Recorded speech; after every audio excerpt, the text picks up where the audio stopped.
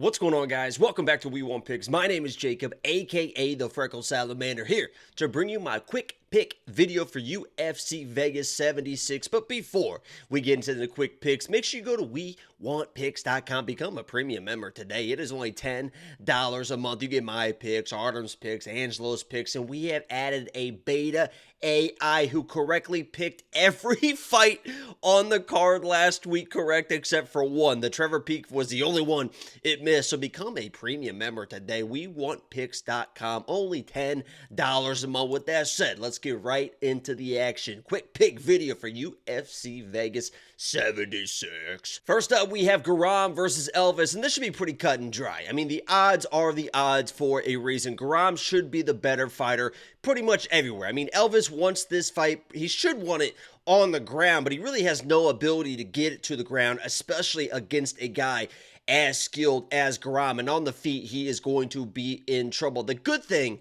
about Elvis is he does take chances, because if you just try and out-technical a guy like Grom, you're going to get beat. I mean, he is just so technical in the kickboxing and his takedown defense. He even has some wrestling on his own. Don't know if why he would want to use it in this fight, but Elvis does take chances. He is one of those Charles Oliveira type fighters, the Muay Thai, the moving forward. He will throw some spinning back fists, some flying knees, whatever it is, and he needs that in this fight. He needs something significant to land to get him in this fight, because I believe that this is going to be a Grom fight all the way. The odds reflect that. He is a very, very skilled dude. I wish he would fight more often, but let's not spend too much time on this. Let's move on to the next one. Romanov versus Blachowicz, and this is, who the hell? We really have no idea what kind of Romanov is going to show up in this fight. He was a guy up and coming, was supposed to be the next heavyweight prospect, was undefeated, just slamming everyone to the ground, submitting him. It was like, oh my God, Francis doesn't want to fight this guy. Stipe, there's no way he would want to fight this guy. Even John Jones, if he came up to heavyweight, he doesn't want to fight Romanov, and all of a sudden just lays a couple of eggs. 2 fights ago, he has great success against Tybura, Salt Lake City, high altitude. That's what I chalked it up as. I was like, listen, guys, he got tired, but at Salt Lake City, he was dominating. That was a 10-8 first round. He did what he needed to do, and then just got tired, Then he comes in against Volkov, looks sloppy on the scale, looks sloppy in the fight, misses one takedown, and basically just absolutely gives up. Now, if you look at his Instagram, looks like he's still working hard. Looks like he's training, going back to the wrestling roots. Looks like he might be in shape. We'll see Friday. But this guy, Blachowicz, is a Sambo champion. He is a tough ass. I don't think there's anyone in the UFC besides Ryan Hall who is tougher than Blachowicz in this matchup, and I think he can weather the storm. I mean, at this point, you have to imagine that Blachowicz can weather the storm. Even if he gets taken down, I don't think he's going to get submitted or anything like that. And then after the first round, Romanov is Romanov. We've seen him just slow down or quit or whatever it is. And I think Blachowicz can kind of take over this fight. He's the better striker. He should be the better striker, I would think, especially going in the second and third rounds. Now, Blachowicz, if he does get taken down, if he is flat on his back, he doesn't really have much to offer. I mean, he just kind of lays there. But every round starts on the feet. I believe that if this gets out of the first round, Blachowicz can win the second, win the third, win a decision against Romanov. We'll see. We'll see if Romanov shows up and is the Romanov of old, but I would not put money on Romanov until he proves that he is who he used to be. He seems like he could be a mental mess, but we'll see. I'm rooting for him. He could be a good prospect, but I'm going to take Blachowicz in this matchup. I think he can survive the first and squeak out the second and third. Let's move on. Anderson, Bruno versus Weston, and this is... Yeah, this is good. This one could be ugly, man. This one could be ugly. Joe Anderson, first of all, is no joke. Skilled on the ground, get your back, he'll choke you out. Very aggressive with his hands, always looking for a finish, either in the grappling or with his hands on the feet. And this guy, Weston, skilled on the ground. I want to give him credit for that. Skilled on the ground. If for some reason he's on the back of Brito, something could happen, right? But on the feet, this guy is hands low. He is almost, I don't want to say karate style, but he's just kind of a hands low style, and he gets it. I mean, this guy is hands low, gets it, relies on head movement, has no guard at all on his face. Burrito is going to come in, get in his face, and land heavy, and maybe put this guy out for 15, 20, 25, 35 minutes. I have no doubt in my mind that Burrito is going to land on this guy, and it is going to hurt. Whether he can withstand it, take a shot, maybe shoot, maybe get a single leg, maybe get Burrito to the ground, I don't see it. Brito is a minus 1,200 favorite for a reason. He should come in, short notice opponent, really handle this guy. Brito is a fun dude, and I hope he gets it done under 1.5. But Brito is the pick for this fight. Ivana versus Luana, and this is a very interesting matchup, especially for the odds, because neither one of these girls, in my mind, are very good on the feet, especially Ivana. Ivana, you know what she wants to do. She wants to be on the ground. She actually wants to be on top position, and if she does get top control, especially against a girl like Luana, she is going to excel. But when I'm watching her, she does not like getting hit. Her striking looks very, very average to me. She can get out grappled. She can get taken down, and her takedowns are not great, man. When I'm watching her takedowns, it's not a single run in the pipe. It's not blast doubles. It's not getting people against the fence and scooping them. A lot of her takedowns are body lock, and she will do those kind of old school, terrible wrestling type takedowns where she will just kind of fall backwards with the person and twist at the last second and try to get top position. Against a girl like Luana, that is very dangerous because she is strong. She knows what she is doing, and if she ends up on top, if Ivana wants to try to play that guard game, it's going to be bad news for her as well. But I don't even think that she can get the takedowns against Luana. If she can, she will kind of dominate this fight. She should steamroll this fight. I don't think she can get the takedowns. Listen, there is no bigger step up in competition, in my mind, in the UFC from kind of the newcomer females compared to the females that have been around. You watch these newcomer males come in, right? And they have success against people that have been around. But these newcomer females, the talent level at the regional level just isn't good enough. So when these newcomers come in against these girls that have fought some of the best girls in the world, because the UFC has the best females in the world, you see a lot of times they really struggle. See the exact same thing happening here. I think that she comes in, Ivana thinks it's going to be easy, thinks she can get a takedown, and Luana is a wild girl. I wish her striking was a little bit more technical because she's a little bit sloppy with it, doesn't have a ton of power, a lot of looping stuff. So I don't want to seem like I think that Luana is going to dominate this matchup, but I think that she has the striking and the pressure and wildness enough to kind of fluster Ivana into some bad shots. Ivana ends up on her back, tries to play that guard game, and ends up losing this fight by a decision. So I'm going with the dog here, but if Ivana is able to get on top and control position, she can definitely, win this fight, and it's going to be live for a submission. I just don't think she's going to get those takedowns, and Luana's going to be all over her early with the striking. So I'm going with Luana here. Don't feel like particularly super confident about it, but give me the dog in this matchup with the experience. Let's move on. Yana versus Carol Hosa, and this is another one of those interesting matchups because I believe in my mind that Carol is the better fighter. I think she is the much more technical striker. She's better on the ground. She's kind of better everywhere. The issue is Yana is a girl that will come forward. She will get you against the cage. She will hold you against the cage, trying to work takedowns. And you saw that against Holly Holm. Had real success early of being really strong with Holly and holding her against the cage. And what do we see in Carol's last fight against Norma Dumont? Norma Dumont also had success of holding Carol Hosa against the cage. So this is a big red flag for me. Carol Hosa should dominate this matchup.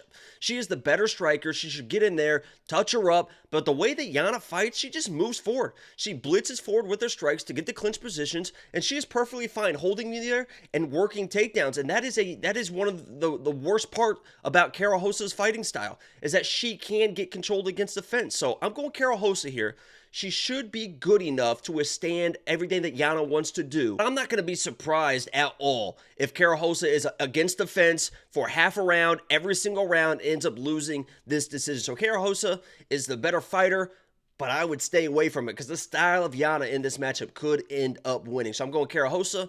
Let's move on. Kevin Lee versus Renat. I'm a big Kevin Lee guy. I really am a big fan of Kevin Lee. I always have been for whatever reason. I know he gets a lot of hate from a lot of people. The Motown phenom. He's always thinks he's better than he is. He's got a lot of excuses when he loses and stuff like that, but I've always been a fan of his. People are going to try and shit on him for the Diego fight. Listen, he fought that fight almost entirely with one leg and controlled that fight pretty well against a pretty durable guy in Diego. The issue is with Kevin Lee is he does slow down. He can get out-wrestled. And in this matchup, Renat is just so relentless with those takedowns. And yes, Andreas did have success versus Renat. You saw him win a scramble or two, had a nice strong whizzer, was reversing the position. But Renat just kind of takes his time, works through those positions. I believe that this is going to look a lot like the old Kevin Lee RDA fight. I went back, rewatched that fight.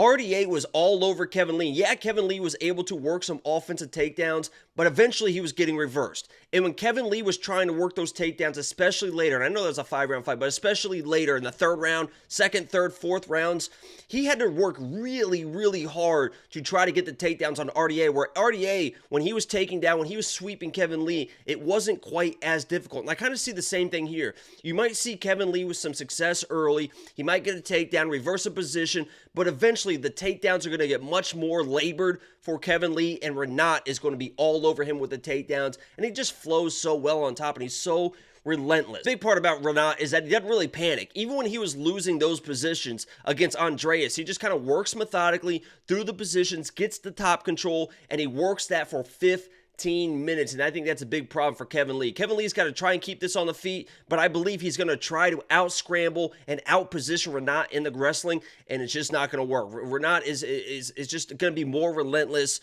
in the wrestling than Kevin Lee. I like Kevin Lee. If he pulls off the upset, it would be a great comeback story for him, for the UFC in general, but I got to go Renat in this matchup. Boev versus Bruno, and this one's I've actually flip-flopped on this one, right? Because when I watch, I can't figure out this Boev guy if he's good or not. I've watched the tape, I've watched the film. Sometimes he looks like this dominant guy, a big striker with big power. He's picking people up, he's slamming them down. And then other fights, I see him on his back, trying to work arm bars, trying to work triangles. He's getting reversed. He's getting taken down himself. So I can't really figure out, is this guy a dog? Is this guy actually a dog? Or is he going to come in and try to do some weird stuff, end up on his back and get TKO'd because he's chasing arm bars, chasing guillotines, chasing triangles, all that nonsense that we just hate when people are just too comfortable on their back. But then I rewatched the Bruno and Gregory Rodriguez fight, and that RoboCop fight was pretty telling for a guy like Bruno, because he was seen almost like, I don't want to see it like a deer in the headlights, but you could see that Gregory was on a different level. And I know that Bruno ended up finding the knockout, right? But I mean, Gregory was completely controlling that fight, and Bruno was almost, he didn't really have a backup plan, right? His plan is to kind of throw heavy, throw power. I think he feinted a takedown in there at some point, but the whole point of Bruno is he is trying to knock you out and knock you out in the first round. And this guy, Boev, I think he can survive. I think he can survive with the striking, with the wrestling in the first round, and then I think he's going to take over. You know, this is this is a close fight. I've gone back and forth. If you want to take Bruno for the power, I get it.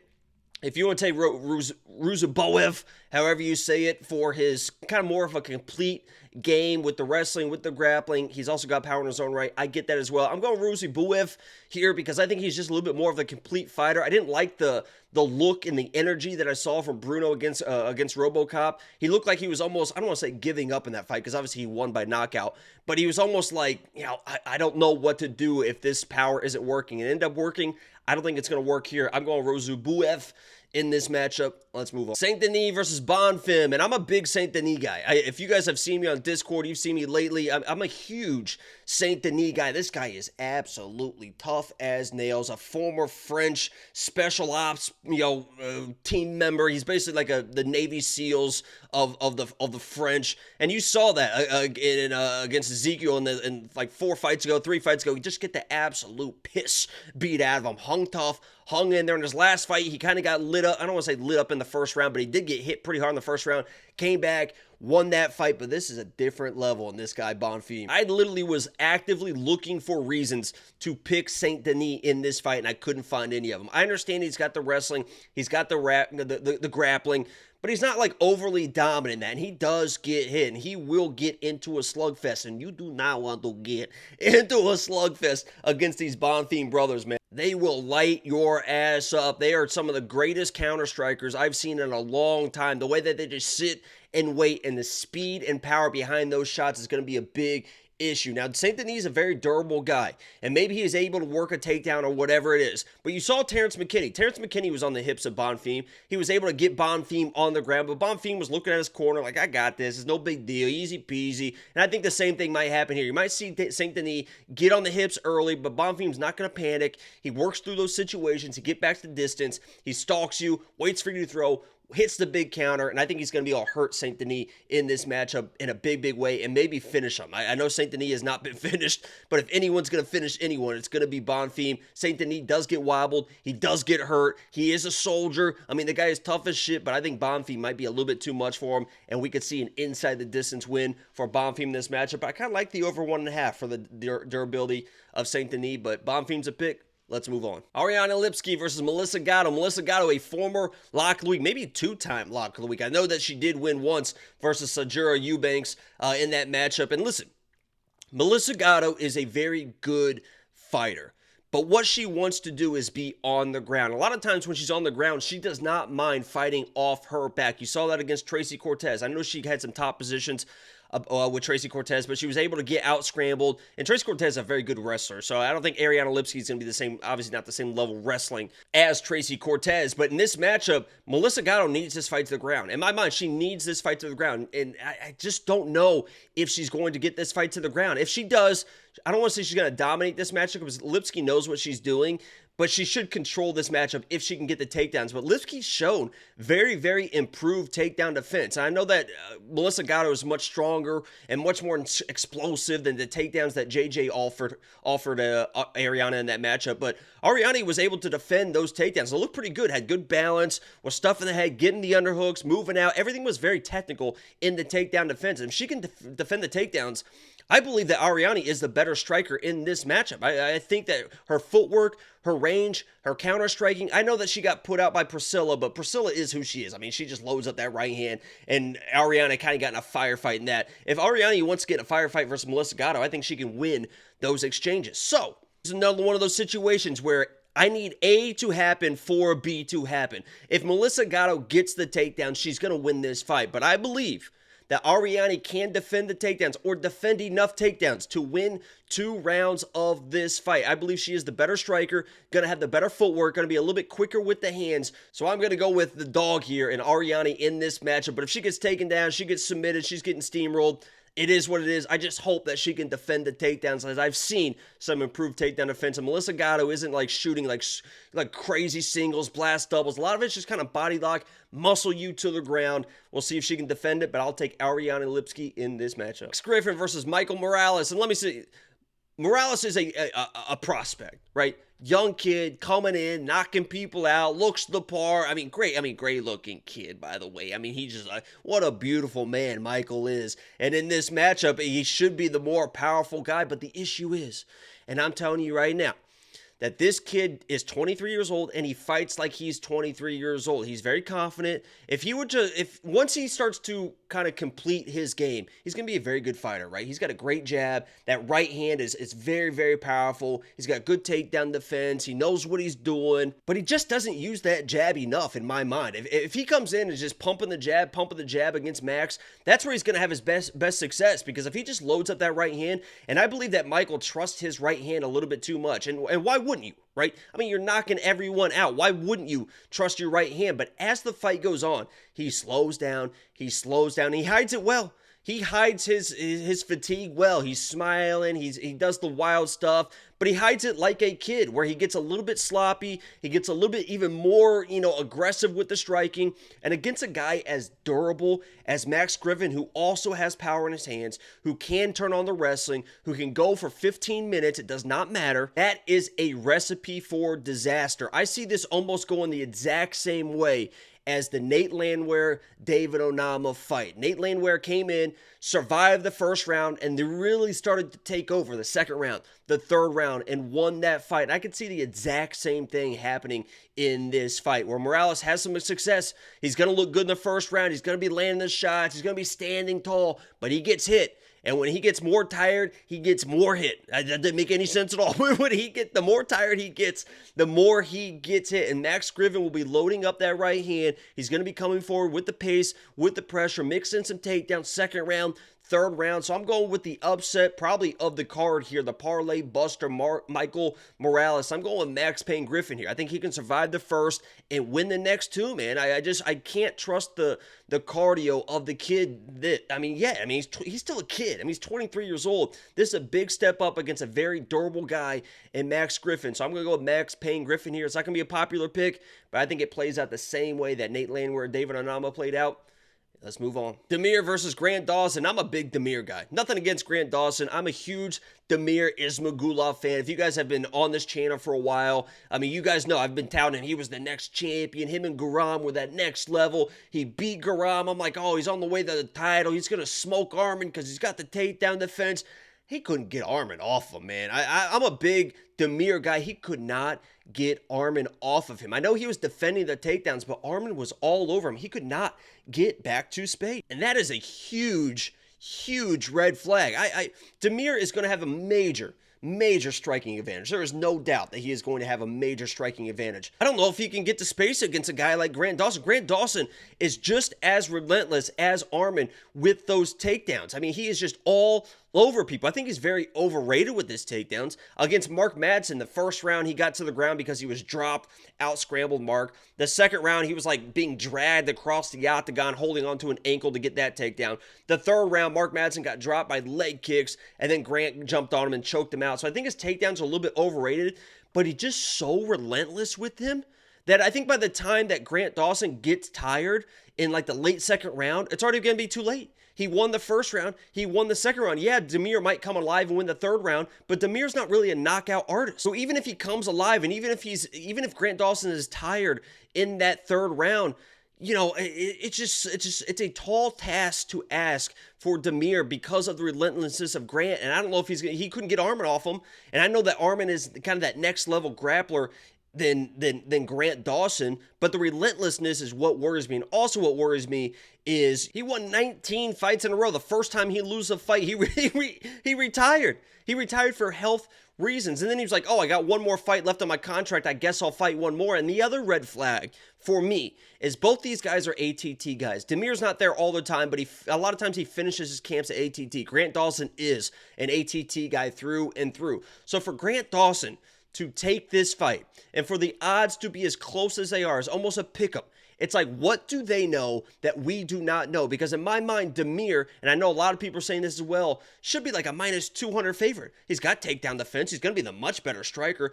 What are we missing? Why is Grant Dawson so comfortable taking this fight against a guy so dangerous in Damir Ismagulov? So those are just some of the points that I have in my mind that are making me questioning the pick in Damir Ismagulov, because Damir is my pick. I think that he is the better fighter in this matchup. He's got the great takedown defense. He has offensive wrestling too if he wants to play that game, and he's a much better striker. And he's got a gas tank as well. He's going to have the gas tank. He's going to have the striking. He's got the takedown defense. So I am going to pick Damir in this matchup, but there is a lot of red flags here. Grant Dawson, why is he so comfortable fighting Damir? Damir retired for health reasons, came back. He's fighting one more fight. Damir could not get Armin off him in that last fight. So I know a lot of people are going to see this Damir action, minus 115, almost a pick'em, and they are going to load up, and I get it. But I would just say be a little bit cautious in that right. I'm going Damir. I don't even have any money on him right yet. He is my pick for this matchup. Let's move on to the main event. Main event time. We got Sean Strickland versus Magomedov, and this is, we know how Sean Strickland fights go, right? At this point, we know if this turns into a 5-round, 25-minute sparring session, Sean Strickland's going to beat most people, especially these up-and-coming type fighters. And you just saw that against Imavov. Imavov approached that fight, in my mind, this is how I saw it. Imavov approached that fight as, oh my God, this is 5 rounds against Sean Strickland. I need to pace myself because Sean Strickland will be around for all 5 rounds, and I need to be able to withstand him and win 3 of the 5 rounds through this fight. I believe that's a mistake. If you're fighting against a guy like Sean Strickland, you can't try to pace Sean Strickland. You can't expect to fight Sean Strickland's fight of just pitter-patter, and try to outpace him for 25 minutes. It's just not going to work. And it feels like Magomedov is not going to be that guy. He's not going to come and be like, oh my God, 25 minutes. I got to pace myself. I got to be there for the 4th and 5th rounds. No, he's a dynamic guy. He's a dynamic striker. He throws power shots. He takes chances. He'll get some takedowns.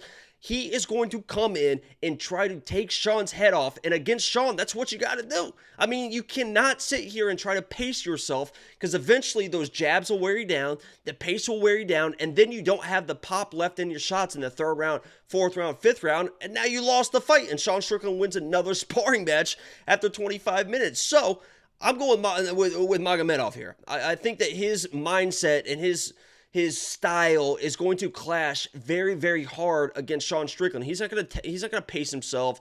He's not gonna be throwing jabs out there. He's not gonna be boxing Sean Strickland. He is going to be the all-around dynamic striker, the dangerous striker, maybe mixing some takedowns, whatever it takes to win this fight. And I think Sean Strickland is going to struggle with the power. He's gonna get out of his own game. He is gonna be moving backwards, and Magomedov is going to get this done for the main event. That has been the quick pick video for UFC Vegas 76. Make sure you like the video. Subscribe if you are new. Go to we1picks.com, become a premium member. Peace.